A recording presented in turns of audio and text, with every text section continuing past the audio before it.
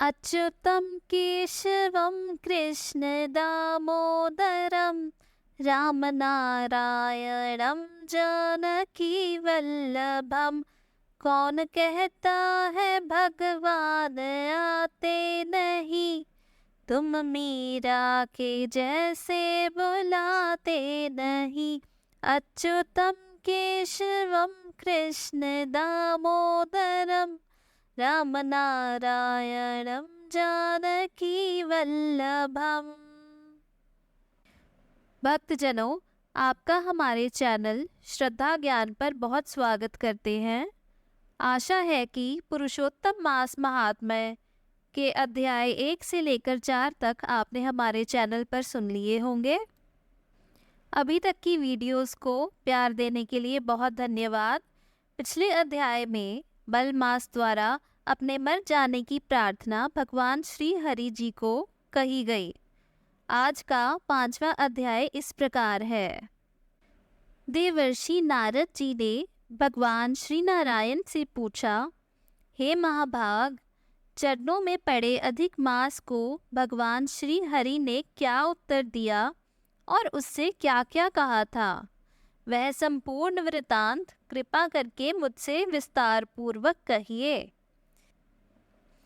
श्री नारायण बोले, हे पाप रहित, हे नारद, जो हरि ने मलमास के प्रति कहा वह हम कहते हैं, सुनो। हे मुनि श्रेष्ठ, आप जो सतकथा हमसे पूछते हैं, आप धन्य हैं। श्री कृष्ण बोले, हे अर्जुन, बैकुंठ का वृतांत हम तुम्हारे सम्मुख कहते हैं, सुनो।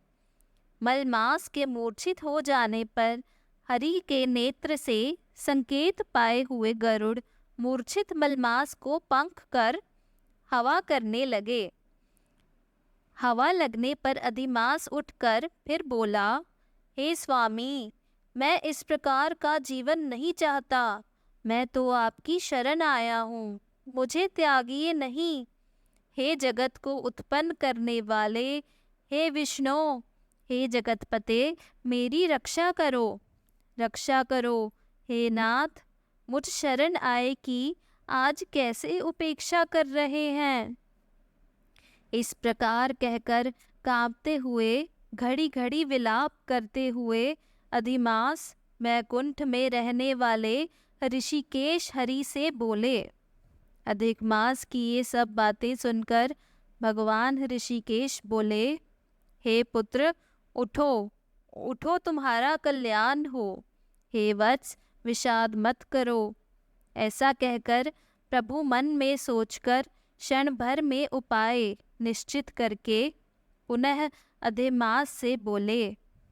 श्री विष्णु बोले, हे वत्स, योगियों को भी जो दुर्लभ गोलोक है वहाँ मेरे साथ चलो, जहाँ भगवान श्री कृष्ण पुरुषोत्तम ईश्वर रहते हैं।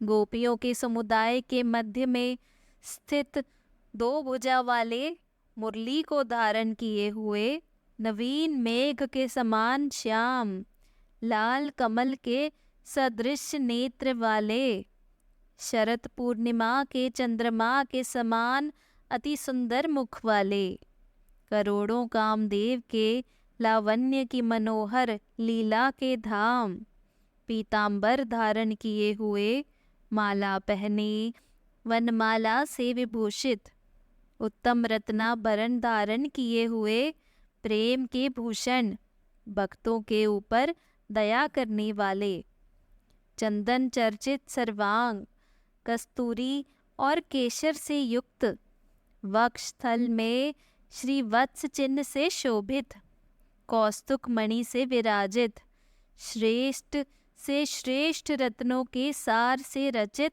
किरीट वाले, कुंडलों से प्रकाशमान रत्नों के सिंहासन पर बैठे हुए, पार्षदों से घिरे हुए जो हैं, वही पुराण पुरुषोत्तम पर ब्रह्मा हैं। वे सर्वंतर स्वतंत्र हैं, ब्रह्मांड के बीज, सबके आधार, परे से भी परे, निष्प्रह, निर्विकार, परिपूर्णतम, प्रभु, माया से परे, सर्वशक्ति संपन्न, गुण रहित, नित्य शरीरी, ऐसे प्रभु जिस गोलोक में रहते हैं वहाँ हम दोनों चलते हैं। वहाँ श्री कृष्ण चंद्र तुम्हारा दुख दूर करेंगे। श्री नारायण बोले। ऐसा कहकर अधिमास का हाथ पकड़कर हरि गोलोक को गए। हे मुने, जहाँ पहले के प्रलय के समय में वे अज्ञान रूप महाअंधकार को दूर करने वाले, ज्ञान रूप मार्ग को दिखाने वाले केवल ज्योति स्वरूप थे, जो ज्योति करोड़ों सूर्यों के समान प्रभा वाली, नित्य, असंख्य और विश्व की कारण थी, तथा उन स्वेच्छामय विभूति की वह अतिरेक की चरम सीमा को प्राप्त थी। जिस ज्योति के अंदर ही मनोहर 3 लोक विराजित हैं। हे मुने, उसके ऊपर अविनाशी ब्रह्मा की तरह गोलोक विराजित है। 3 करोड़ योजन का चौतरफा जिसका विस्तार है और मंडलाकार जिसकी आकृति है, लहलहाता हुआ साक्षात मूर्तिमान तेज का स्वरूप है, जिसकी भूमि रत्नमय है। योगीजन इसे स्वप्न में भी नहीं देख पाते, केवल वैष्णव जन ही वहाँ पहुँच पाते हैं। ईश्वर ने योग द्वारा जिसे धारण कर रखा है, ऐसा उत्तम लोक अंतरिक्ष में स्थित है। आधि, व्याधि, बुढ़ापा, मृत्यु, शोक, भय आदि से रहित है। श्रेष्ठ रत्नों से भूषित, असंख्य मनकों से शोभित है।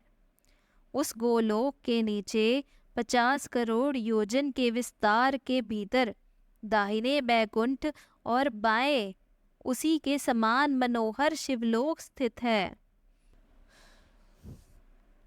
बड़े भाग्यवान शंकर के गण जहाँ निवास करते हैं, शिवलोक में रहने वाले सब लोग सर्वांग भस्म धारण किए, नाग का यगुपवीत पहने हुए, अर्धचंद्र जिनके मस्तक में शोभित है, त्रिशूल और पटिशधारी, सब गंगा को धारण किए वीर हैं और सबके सब शंकर के समान जयशाली हैं। गोलोक के अंदर अति सुंदर एक ज्योति है। वह ज्योति परम आनंद को देने वाली और परमानंद का कारण है। योगी लोग बराबर योग द्वारा ज्ञान चक्षु से आनंद जनक, निराकार और पर से भी पर उसी ज्योति का ध्यान करते हैं।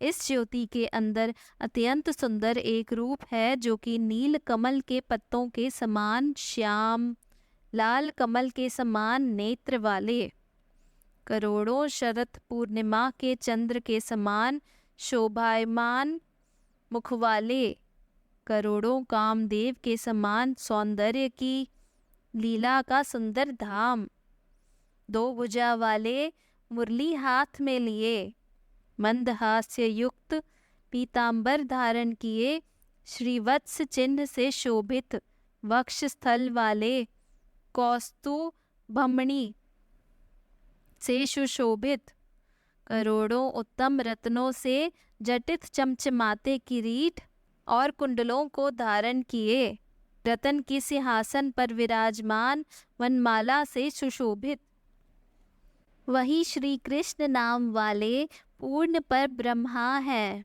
अपनी इच्छा से ही संसार को नचाने वाले, सबके मूल कारण, सबके आधार, पर से भी परे, छोटी अवस्था वाले, निरंतर गोपवेश को धारण किए हुए, करोड़ों पूर्ण चंद्रों की शोभा से संयुक्त, भक्तों के ऊपर दया करने वाले, निष्प्रह विकार रहित परिपूर्णतम स्वामी रास मंडप के बीच में बैठे हुए, शांत स्वरूप रास के स्वामी, मंगल स्वरूप, मंगल करने के योग्य, समस्त मंगलों के मंगल, परमानंद के राजा, सत्य रूप, कभी भी नाश न होने वाले, विकार रहित, समस्त सिद्धों के स्वामी, संपूर्ण सिद्धि के स्वरूप, अशेष सिद्धियों के दाता, माया से रहित ईश्वर, गुण रहित नित्य शरीरी,